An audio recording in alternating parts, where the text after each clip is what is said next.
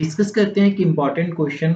आपको शो करने की जो इवन इंटीजर्स हैं और जो मल्टीपल्स ऑफ 3 के इंटीजर्स है, ये दोनों जो रिंग्स है ये आइसोमॉर्फिक नहीं है। काफी इंपॉर्टेंट है और काफी इंटरेस्टिंग है।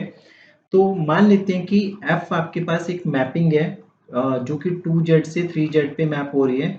और मान लेते हैं कि ये आपके पास क्या है, ये एक रिंग होमोमॉर्फिज्म है। ये क्या है, एक रिंग होमोमॉर्फिज्म है, राइट। तो एफ ऑफ टू किसके इक्वल आ जाएगा, एफ ऑफ टू मान लेते हैं 3n के इक्वल है। ऑब्वियसली इसी तरह की मैपिंग बनेगी F of two equal to 3n, क्योंकि जो इसमें एलिमेंट्स है वो सारे किस फॉर्म के हैं, मल्टीपल्स ऑफ 3 है। और इसमें जो एलिमेंट्स है वो जैसे even integers F of two के मल्टीपल्स है सारे। For some n belong to z, for some n belong to z, ठीक है।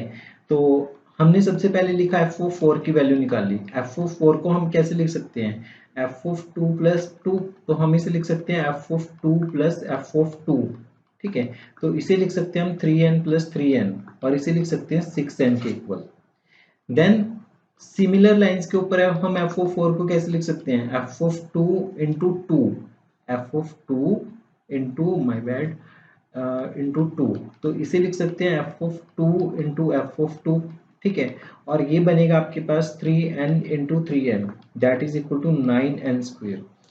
अब ऑब्जर्व करने वाली बात ये कि एफ ओ फोर आपके पास 6n के इक्वल भी आ रहा है, एफ ओ फोर आपके पास 9n स्क्वेयर के इक्वल भी आ रहा है। अगर ये a है, ये b का काम कर रहे हैं, ये a का काम कर रहे हैं, ये c का काम कर रहे हैं। a b के इक्वल है और a c के इक्वल है, तो b c के इक्वल होगा। देयरफॉर जो आपके पास बनेगा 6n equal to 9n square बन गया। दिस इंप्लाइज, इसका सोल्यूशन क्या हो सकता है, सोल्यूशन ये हो सकता है या तो n को 0 होना पड़ेगा या n को 2/3 होना पड़ेगा। ये तो पॉसिबल नहीं है क्योंकि इंटीजर है n। तो आपके पास n अगर 0 हो गया, अगर n की वैल्यू 0 होगी, तो जब आप इसमें 3 इंटू जीरो पुट करोगे तो आपके पास ये क्या आएगा, ये तो जीरो मैपिंग आ जाएगी, ठीक है। जीरो मैपिंग तो 1 1 ऑन 2 होती नहीं है।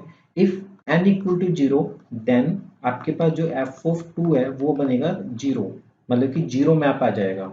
और जीरो मैप तो मतलब क्या होगा, which is not 1 1 and on 2, which is not 1 1, ठीक है, जो कि 1 1 नहीं है। तो इसका मतलब क्या हुआ, जो आपके पास 2z है वो आइसोमॉर्फिक नहीं है 3z के।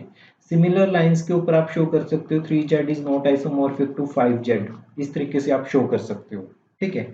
तो अगर दो डिस्टिंक्ट प्राइम नंबर्स दिए हों, ठीक है, जैसे 2z 3z या 7z, तो वो आपस में आइसोमॉर्फिक नहीं होंगे।